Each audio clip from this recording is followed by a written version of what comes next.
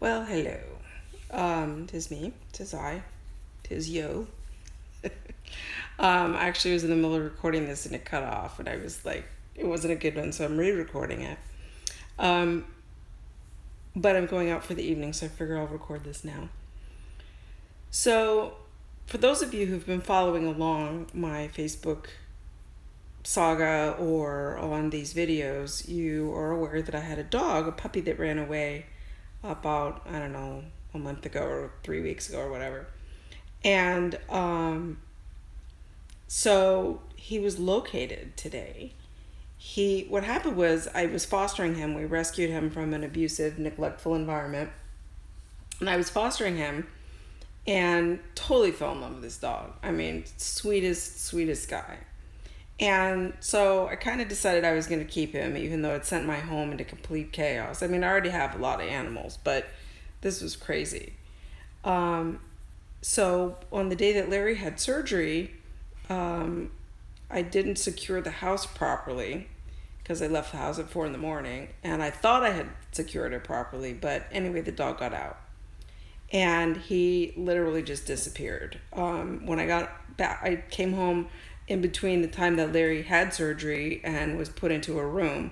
While he was in recovery, I actually drove home and tried to find the dog.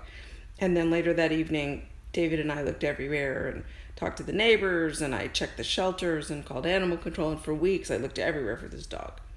So a few days ago, I'm watching outside my office window, because my office looks out my living room window.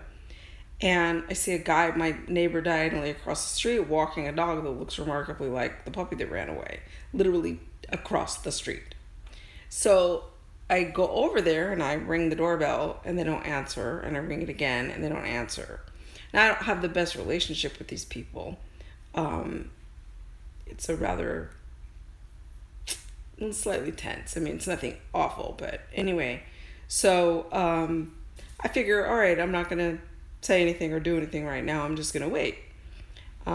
So today I see them leave, and I figure this is my chance to go over and just, not break and enter or anything illegal, but just look around. So I go over and I notice on the mailbox they have an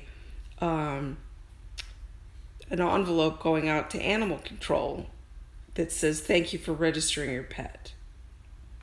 So I look over the fence, and there's like a little gap in between the fence and the gate.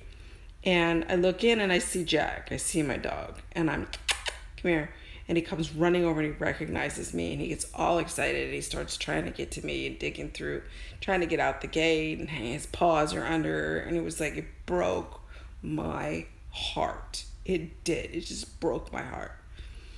So I sat down on the ground near the gate, and I had my fingers under the gate, and I was talking to him, and I was totally crying and just petting him under the gate. And I hear a voice go, "Hey, come here." And the dog gets up and runs back in the house, which, by the way, he never did for me when he lived with me. So I go to the front door and I ring the bell, and they don't answer, so I ring the bell again. And I'm going to stand there and I'm going to ring the doorbell every 2 minutes until they finally open the door. But they open the door. But they don't open the security screen, so I can't see the person.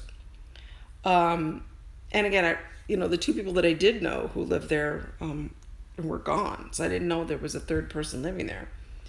So we talk, and he tells me that they had the dog. They looked for the owner for a week, which is not the truth. They said that they talked to a particular neighbor who I just talked to, and she's like, "No, he didn't talk to us. These people were out canvassing the neighborhood for weeks." So they were less than truthful about looking for the dog's owner. They wanted the dog, and I don't blame him. I mean, he's adorable. And they kept him hidden. They changed his collar. But in talking to the guy, it turns out that he had another pit bull who had died the same year that the guy's wife died. So the guy lost his dog and his wife in the same year, and I think this was only a couple of years ago. And so he was just so happy to have this dog, like, just literally walk into his life. And I mean, he really obviously wants the dog. He loves the dog. The dog responds to him. the dog looked great. He looked happy. He looked well fed. And I mean, I've already got 2 dogs. And so I decided to just let it be. And I offered to give him the things that I had for the dog when I was fostering it. And he said no, that they have everything they need. So anyway, I'm talking to you today because, well, A, to find the story, to tell people the story of exactly how we found the dog, but to also just, take it out a little bit and talk about the difference between cognition and emotion, between your head and your heart. Because in my mind, right, I believe that this dog is serving a purpose for this guy. He said, the guy was like, I call him my PTSD dog because he's helping me recover from trauma. And I mean, my dad, he was saying that, beings come into our lives sometimes for a lifetime, but sometimes just for a season, sometimes just for a short time. And, here was this dog who ran away from its other owner who was being neglectful. And then it came and lived with me quite a ways away, and then now ended up directly across the street from me. And it's like, you think to yourself, there's such a synchronicity to life that the guy that lived directly across the street from me needed comfort and love of an amazing dog. And it came through me. But the heart part of me is sad because I really fell in love with this dog super quick. Like, I have 2 dogs, but there was something really special about this guy. Now, the good news is that I'm directly across the street, and I also feel like maybe there's an opportunity for healing here between my relationship with me and my neighbors. My only experience with these people is they left me a couple of nasty notes when they felt I parked a little too close to their driveway. And I've had a weird vibe from them always, but maybe this is a good opportunity to heal that. I'm going to get some dog treats and take them over to the dog and just see if I can visit or hang out with him sometimes. And it'll be a good opportunity for me to keep an eye on him and make sure he's being treated well and stuff. But, intellectually, we know a lot of times we go, oh, it's for the best. And we can see in our minds all the reasons, the logical left brain reasons why something is so and why it's good and it's right and it's a good decision. But it doesn't mean that your heart necessarily catches up right away. And I think the important thing in life is to acknowledge both.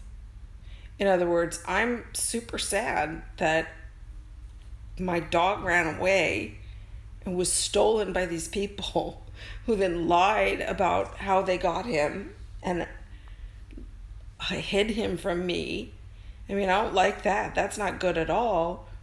But then my brain can also see the bigger picture, which is it feels like that's the right place for him to be.